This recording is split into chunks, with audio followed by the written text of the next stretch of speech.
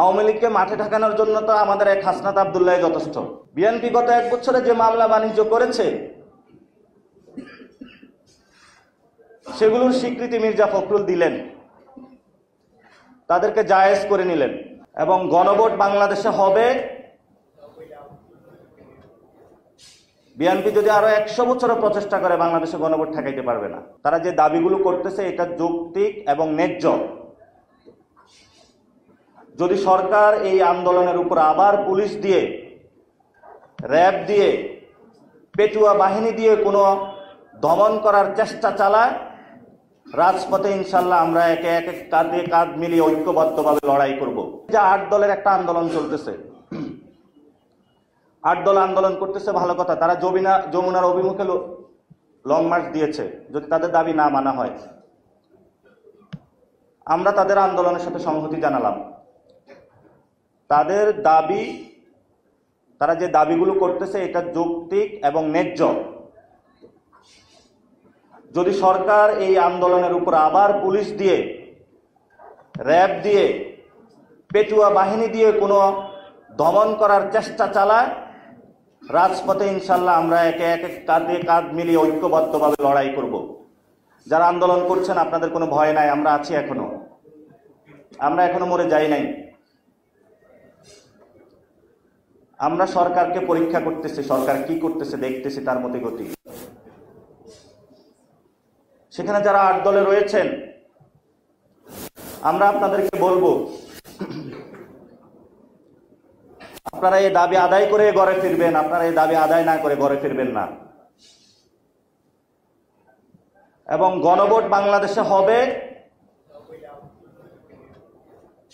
BNP যদি আরো 100 বছরও প্রচেষ্টা করে বাংলাদেশে গণভোট ঠেকাইতে পারবে না।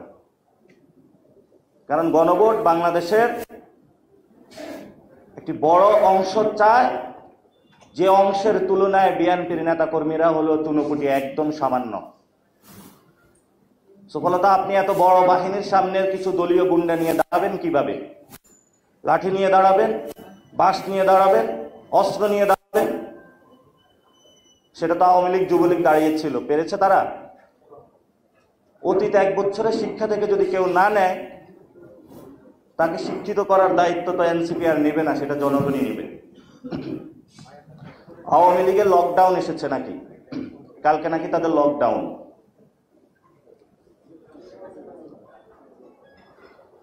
কালকে সকল দল মাঠে থাকবে। আওয়ামী লীগকে মাঠে ঠেকানোর জন্য তো আমাদের এক হাসনাত আব্দুল্লাহ যথেষ্ট।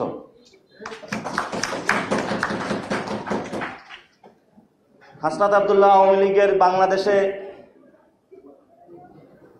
যে তার কার্যক্রম বন্ধ করে দিয়েছে, এক ব্যক্তি দাঁড়িয়ে গিয়েছে, বন্ধ হয়ে গিয়েছে। কই বাংলাদেশের কতগুলো রাজনৈতিক দল ছিল, আমরা তো কাউকে উকি দিতে দেখি নাই। কালকে যদি আওয়ামী লীগ নামে, আওয়ামী লীগকে ঠেকানোর জন্য, আওয়ামী লীগের সন্ত্রাসের বিরুদ্ধে এনসিপির এক হাসনাত আব্দুল্লাহ বাংলাদেশে যথেষ্ট। এটা নিয়ে আমরা কোনো টেনশন নেই।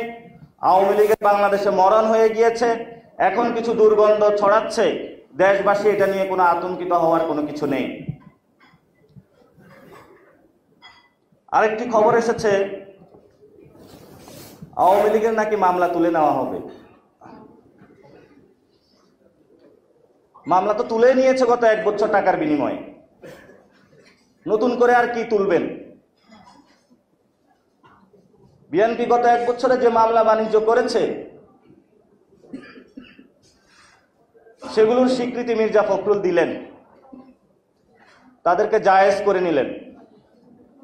আওয়ামী লীগের যারা রয়েছেন, মন্ত্রী এমপি থেকে শুরু করে সন্ত্রাসী, সকলকে প্রথমে বললেন, তার বিরুদ্ধে যায় বাসায় বললেন তোরে মামলা দিব।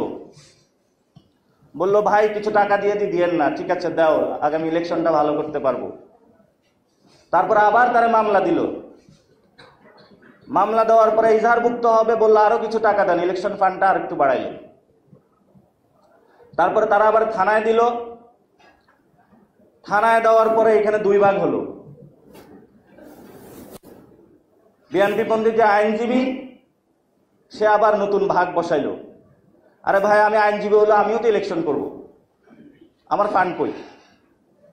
আওয়ামী লীগ তাকে আবার টাকা দিল। পুরো 1 বছর তারা চাঁদাবাজি এবং মামলা বাণিজ্য এই দুইটা ছাড়া গত 1 বছরে বিএনপির ইতিহাসে আর কোনো লেখা নাই। বিএনপির যদি 1 বছরের সফলতা বলেন, তাদের দুইটা সফলতা, একটা হলো চাঁদাবাজি আর একটা হলো মামলাবাজি। এই দুইটা ছাড়া তাদের কপালে আর কোনো সফলতা নাই। তো এই দুইটা নিয়ে তারা জনগণের সামনে যায় ভোট চাবে? ভোট নয়, মানুষ তাদেরকে জুতা দিবে। আমাদের যে রাজনৈতিক দলগুলো রয়েছে, রাজনৈতিক দলগুলোর মধ্যে আমরা একটু বিভাজন দেখতে পাচ্ছি, কিন্তু বাংলাদেশের সার্বভৌম গণতন্ত্র অখণ্ডতা রক্ষা করার জন্য বর্তমান যে পরিস্থিতি রয়েছে, এই পরিস্থিতিতে সকল দল একসাথ হতে হবে। সকল দল একসাথ হয়ে যদি ঐক্যবদ্ধভাবে বাংলাদেশকে রক্ষা না করে, তাহলে বাংলাদেশের ভবিষ্যৎ দুর্গতি রয়েছে। এজন্য আমরা বলবো, শুধু ডাক্তার নয়, সকল স্বাস্থ্যকর্মীর গুম খাওয়া কাজের পরিবেশ নিশ্চিত করতে হবে। নীতি নির্ধারক পর্যায়ে কোনো দলীয় গুন্ডা নয়, যারা বিশেষজ্ঞ স্বাস্থ্য অর্থনীতির রয়েছেন তাদেরকে নিয়োগ দিতে হবে এবং তাদের ডিসিশন মেকিং প্রসেসে অন্তর্ভুক্ত করতে হবে। স্বাস্থ্য খাতে দুর্নীতি বন্ধ করতে হবে, সুনির্দিষ্ট বেতন কাঠামো নিয়ে আসতে হবে। আমি আর কথা বাড়াবো না, অনেক লম্বা দীর্ঘক্ষণ বক্তব্য হয়ে গিয়েছে। আবার কথা বলবো ইনশাল্লাহ। তবে ইতিমধ্যে আমার একটা স্ট্যাটাস কেন্দ্র করে রাজনৈতিক মহলে অনেক বিতর্কের সৃষ্টি হয়েছে। কেউ কেউ জিজ্ঞেস করেছেন কাকে ইঙ্গিত করে স্ট্যাটাস দিয়েছি। স্ট্যাটাসটা দিয়েছিলাম আমার গত 5 বছরে যারা বন্ধু, বাম পতাকা, বাম বন্ধুদেরকে উদ্দেশ্য করে দিয়েছিলাম। বাম বন্ধুরা হলো তাদের যে লাল পতাকা, স্বপ্নের লাল টুকটুকে স্বপ্ন, একটা সিটির বিনিময়ে বিক্রি করে দিচ্ছে। তাদেরকে বলবো, কার্ল মার্কসের সাথে গাদ্দারি করিয়েন না। আপনারা সারাদিন তো মার্কস পড়েন, কি পড়েন এটা আল্লাহ জানে। অ্যাটলিস্ট আপনারা এই সময় আইসা জনগণের সাথে গাদ্দারি করিয়েন না। 2-1টা সিটের বিনিময়ে আপনারা নিজেদের যে লাল পতাকা আছে, রক্তের পতাকাটা আছে, এটা বিক্রি করে দিয়েন না। যদি আপনারা এই সময় সঠিক সিদ্ধান্ত নিতে পারেন, তাহলে ভবিষ্যতে আপনাদের নাম নিশানা থাকবে, না হলে থাকবে না। ধন্যবাদ সকলকে। আসসালামু আলাইকুম।